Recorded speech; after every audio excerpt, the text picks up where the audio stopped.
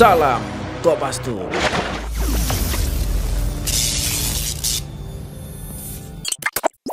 Assalamualaikum warahmatullahi wabarakatuh. Salam Kopastus.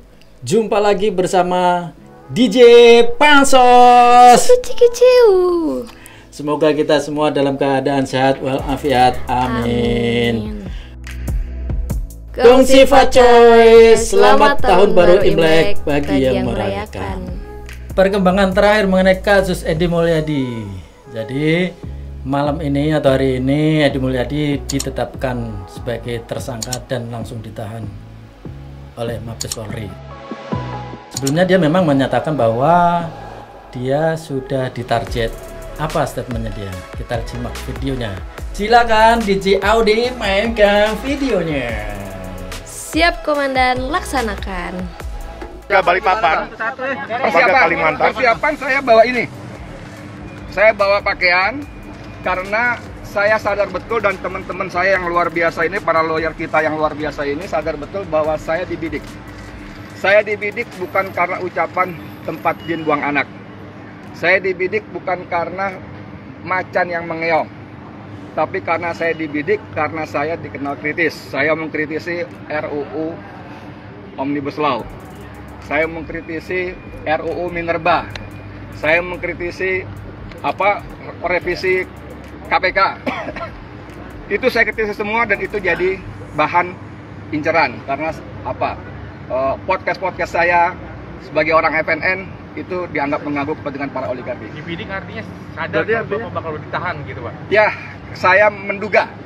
Tidak berharap ya, tolong dicatat deh ya. Nanti teman-teman wartawan suka bikin judul-judul yang bombastis. Edi Mulyadi nantangin ditahan, bukan. Saya tidak berharap begitu, tentu saya tidak berharap. Tapi saya menduga dan teman-teman lawyer saya yang luar biasa ini juga menduga akan ditahan karena tadi. Tapi bukan karena dua hal tadi. Sejatinya, sesungguhnya ya, ini bobot politisnya jauh lebih besar daripada soal hukumnya. Gitu Bang ya? Iya. Itu pernyataan Edi Mulyadi mengenai bahwa dirinya sudah ditarget sebelumnya atas konten-kontennya di medsos sebelumnya karena terlalu kritis terhadap kebijakan-kebijakan pemerintah. Kita lihat juga apa sih statement dia menurut ahli forensik bahasa. Kita simak videonya. Silakan DJ Audi mainkan videonya. Siap komandan, laksanakan. Kalau dari sudut forensik bahasa memprovokasi. Kalau lebih jauh lagi, dia tidak setuju dengan IKN kan? Beliau tidak setuju dengan IKN Nusantara itu.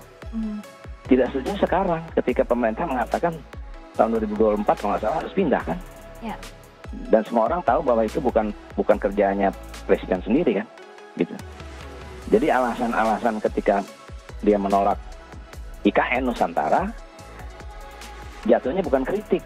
Kalau kritik, dia harus kasih data yang jelas bahwa memang perpindahan itu tidak bisa untuk dipindahkan gitu. Nah, itu dia Pak.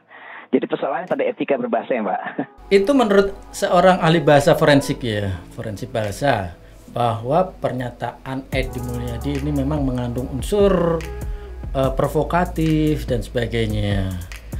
Nah, setelah hari ini dilaksanakan pemeriksaan dari tingkat penyelidikan ke penyidikan, akhirnya Edi Mulyadi meningkat apa? Meningkat statusnya, Sobat Kopastus, dari saksi menjadi tersangka dan langsung ditangkap dan ditahan. Berikut pernyataan dari Karopenmas Div Humas Mabes Polri. Silakan mainkan videonya DJ Audi. Siap komandan, laksanakan. Malam ini saya akan menyampaikan update penanganan kasus ujaran kebencian dan pemberitaan bohong yang dilakukan oleh Saudara EM.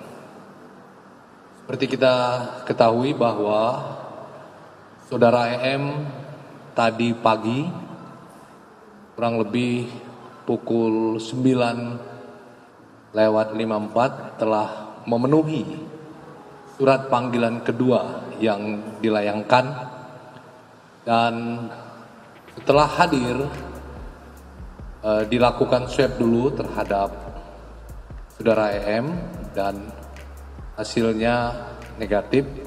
Setelah itu dilakukan pemeriksaan. Pemeriksaan dilakukan terhadap saudara EM sebagai saksi. Pemeriksaan berlangsung dari pagi hingga pukul 16.15. Itu pemeriksaan sebagai saksi. Setelah dilakukan pemeriksaan sebagai saksi dan memperhatikan dengan beberapa bukti, pemeriksaan saksi dengan jumlah 55 orang, terdiri dari 37 saksi dan 18 ahli. Saksi ahli terdiri dari saksi ahli bahasa, saksi ahli sosiologi hukum, saksi ahli pidana, ahli ITE, analisis medsos, digital forensik, dan antropologi hukum. Setelah itu penyidik melakukan gelar perkara. Hasil dari gelar perkara, penyidik menetapkan status dari saksi menjadi tersangka. Kemudian hasil pemeriksaan penetapan tersangka mendasari penerapan pasal 45A ayat 2 junto pasal 28 ayat 2 Undang-Undang ITE. Setiap orang yang dengan sengaja dan tanpa hak menyebarkan informasi yang ditujukan untuk menimbulkan rasa kebencian atau permusuhan individu dan atau kelompok masyarakat tertentu berdasarkan atas suku, agama, ras, dan antar golongan sara.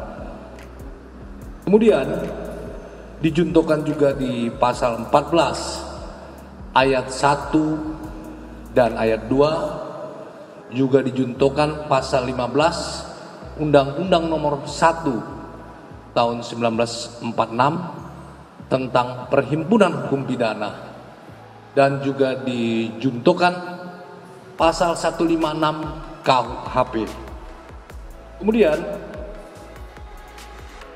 setelah diperiksa sebagai tersangka yang berlangsung dari 16.30 sampai 18.30 untuk kepentingan penyidikan perkara dimaksud terhadap saudara EM, penyidik melakukan penangkapan dan dilanjutkan penahanan. Penahanan dilakukan dengan alasan subjektif dan alasan objektif. Alasan subjektif karena dikhawatirkan melarikan diri, dikhawatirkan menghilangkan barang bukti, dikhawatirkan mengulangi perbuatannya kembali. Sedangkan alasan objektif, ancaman yang diterapkan kepada tersangka di atas 5 tahun. Demikian teman-teman, cukup jelas ya. Terima kasih. Wassalamualaikum warahmatullahi wabarakatuh. Nah, akhirnya Edi Mulyadi ditetapkan sebagai tersangka dan ditahan.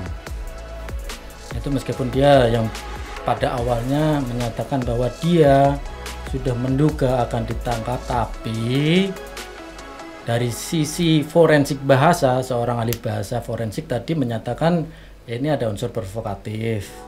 Kemudian setelah dari pihak kepolisian melakukan penyidikan, didapatkan bukti-bukti bahwa Edi Mulyadi memenuhi unsur pada pasal-pasal ujaran kebencian, Undang-Undang ITE dan sebagainya.